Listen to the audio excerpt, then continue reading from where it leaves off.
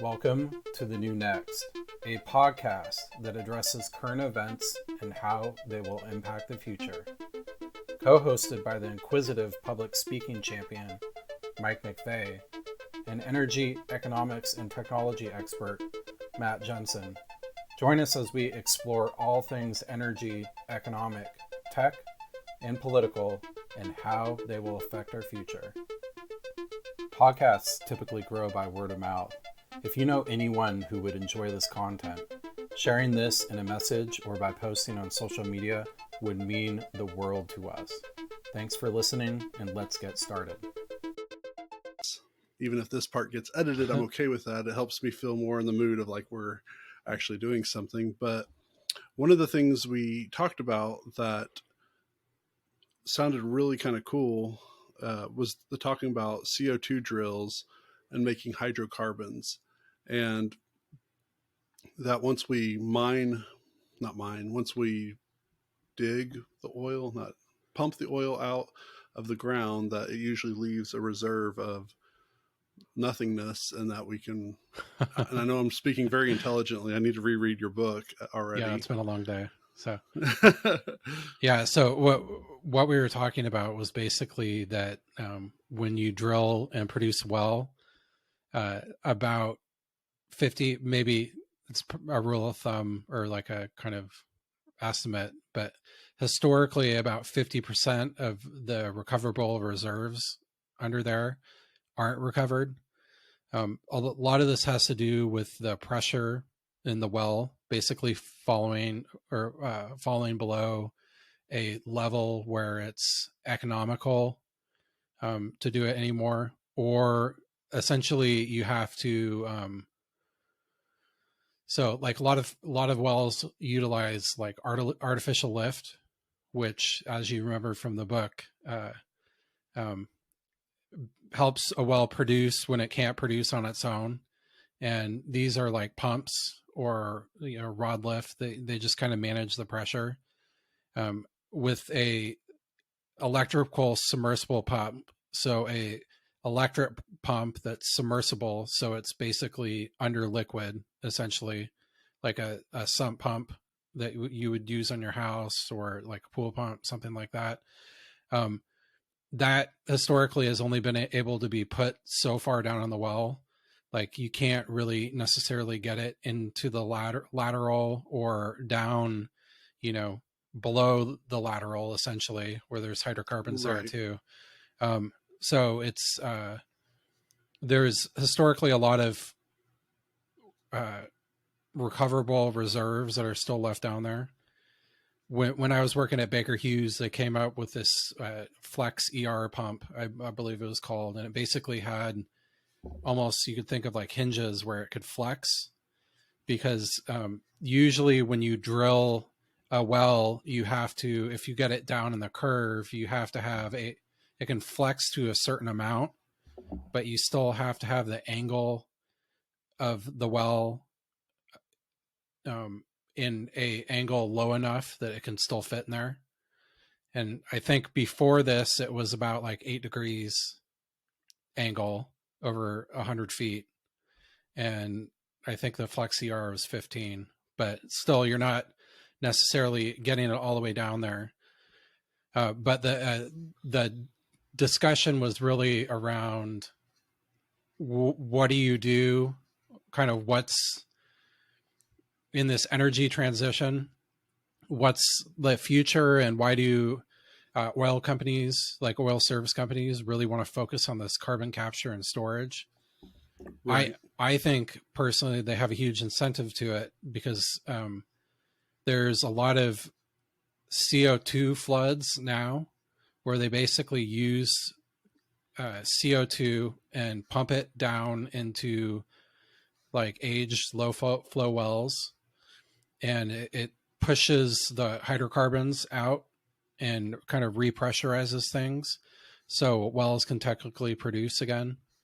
They do that with water too, but especially in the Permian, which has had issues in recent years with basically well conductivity, like different wells being maybe drilled too close together, so Right. that when you like frack a well over here, it changes the pressure in a reservoir on another well. And this really becomes an issue when it's someone else's well, right? And you kind of kill their well.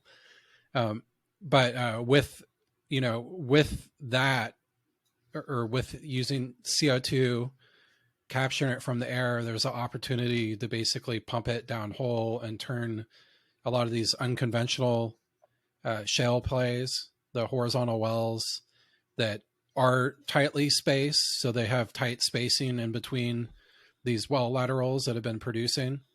There is some connectivity there. So by utilizing the CO2, you have an opportunity to basically inject it in one well, push it out in another well, change the pressure, and only take the oil and gas out. And at the same time, you're basically taking CO2 from the air and putting it back underground and storing it there. So you're kind of returning it to the soil where it came from.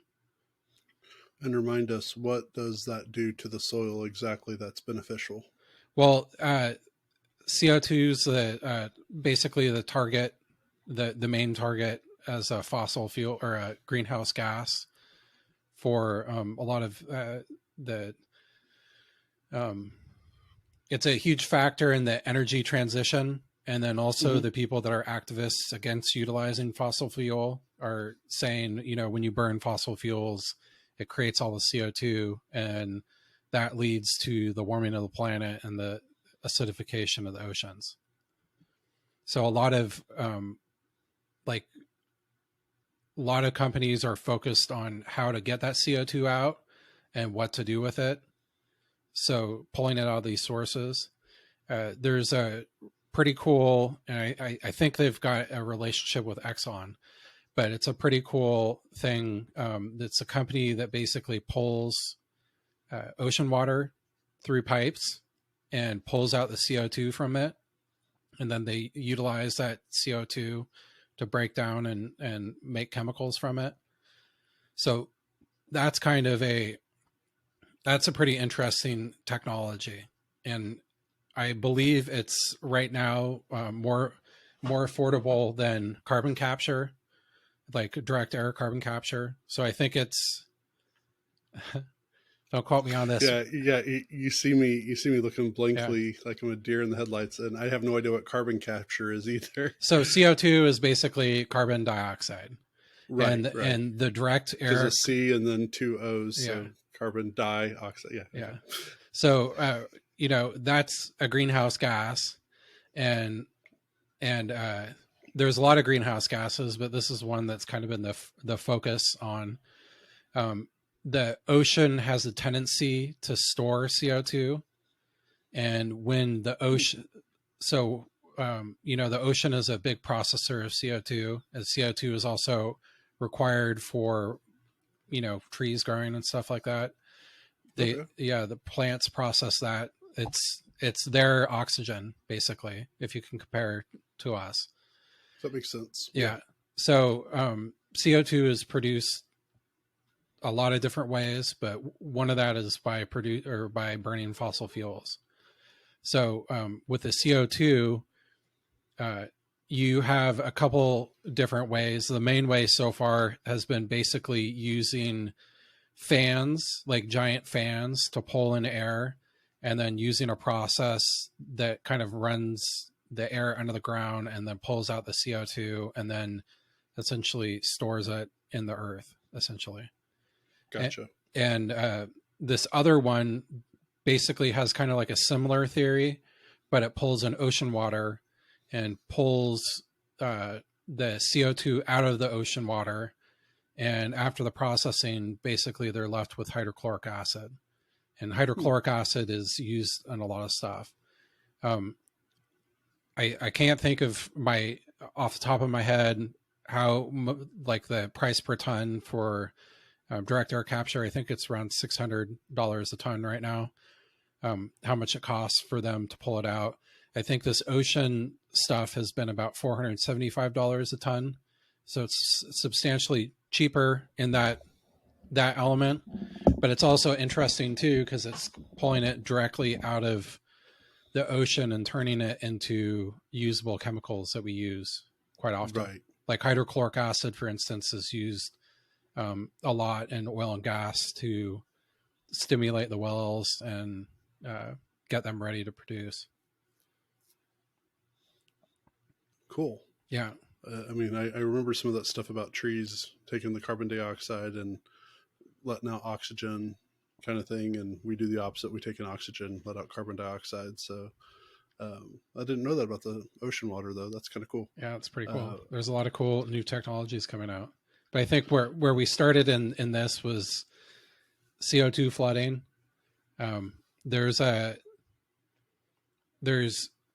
huge opportunity if you can make this economical in the future to basically go back to wells that have finished producing by conventional means and still get oil and gas hydrocarbons out of them.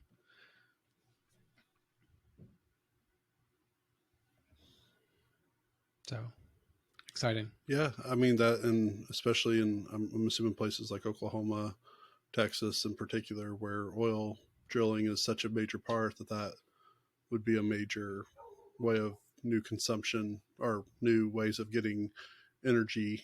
Hopefully not for too super expensive. Yeah. So there's I think the biggest facility that's doing this in the United States is a field called Bravo Dome in New Mexico, operated by Kinder Morgan. And they've been doing it for a long time. But, California, I believe, has outlawed fracking. And they've also, historically, they've done some crazy stuff in California from like lighting fields on fire, basically, to heat the oil and let it like seep out. And there's a lot of water injection there, but fracking, I think the consideration of this is it has to be over a certain pressure. So CO2 in this case, like Exxon, I believe, directly, and then also through their joint venture partner, it's Era Energy, I think, out of California. I think they still own a lot of assets down there that would be still producible through using like CO2 floods, even if fracking is outlawed.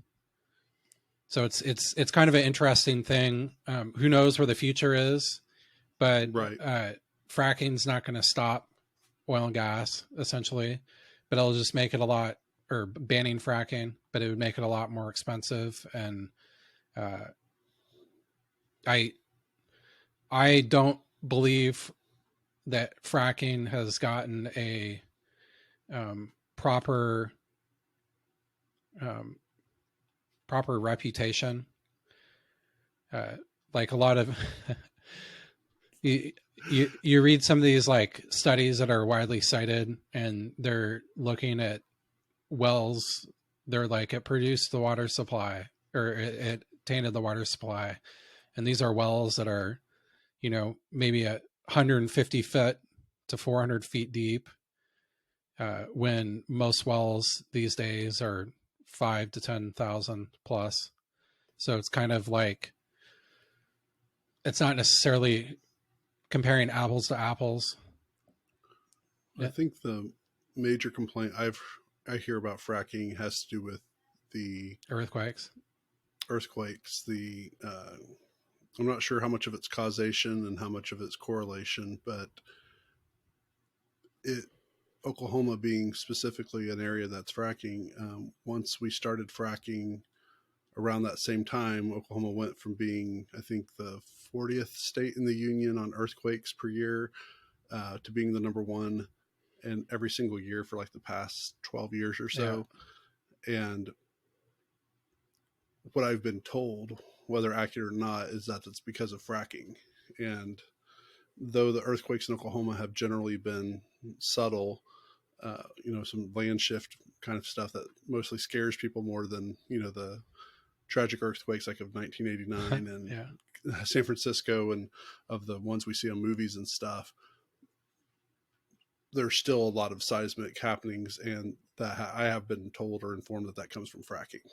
Yeah, Oklahoma specifically, like I personally think that it has more to do with the water injection.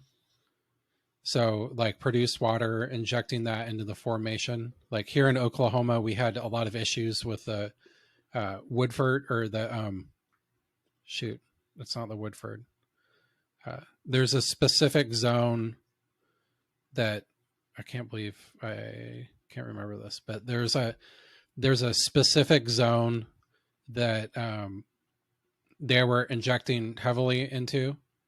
Mm-hmm. So it basically got oversaturated. And once they normalized the injections into that zone, like the Corporation Commission here was really, really started to be more strict on it and have more rules about, who could inject where, when. So they've actually like pulled it out as like a separate monitoring system. So you report to that. But after they implemented a more proper process around it, a lot of the earthquakes have dissipated, because it was really bad. I think in like 2016 or something like that, we were getting like 4.0, 5.0s a lot. And I think a lot of those were mitigated by this. Permian, so Midland and that area right now, I believe, is kind of dealing with what we had in recent years. And that's, obviously something that has to be addressed, because they had very little earthquakes up until a couple of years ago. But you are pressurizing water, like fracking specifically. You're pressurizing water into a formation at 10 to 15,000 psi, so pounds per square inch. So it's, it makes sense to me. I mean, if you put water in an area that's settled and stuff, even if you put like in a plastic bag, it lifts up and everything to compensate for the amount of water getting put in. So that makes sense to me. But again, those were the things that I was told fracking was bad, not necessarily because of how it potentially could pollute a water system, but specifically because of the earthquakes. Well, I think the earthquakes are a newer thing in the U.S., or like a newer talking point. Okay.